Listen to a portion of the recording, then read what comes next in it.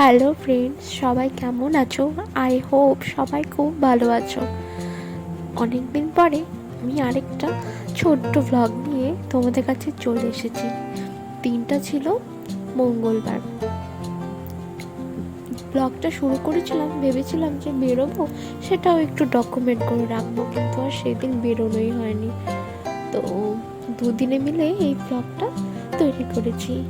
আশা করি তোমাদের ভালো লাগবে। আচ্ছা, সকালবেলায় চা খেয়ে ওই রান্নাটা বসে দিয়েছিলাম, আর অন্য কিছুই করিনি, জাস্ট চিকেন করেছি আর ভাত করেছি। আর ওদিকে ঘরটাও মুছে নিলাম। আর সকালবেলায় কাপড় ধুয়ে দিয়েছিলাম, সেগুলো ওদিকে শুকিয়ে গিয়েছে, তো সেটাও নিয়ে এলাম। এসে তারপর গ্যাসটা পরিষ্কার করে স্নানে চলে গেলাম। আর স্নান করে এসে লাঞ্চ করে ভাত।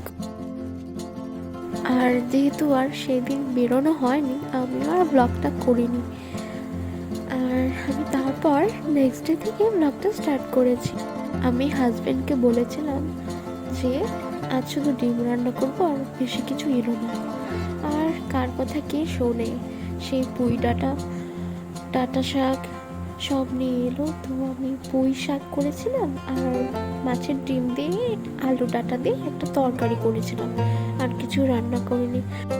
আর আমি রাতেই ওভেনটা পরিষ্কার করে রাখি, আর রান্নার পর জাস্ট একটু মুছে নিয়েছিলাম,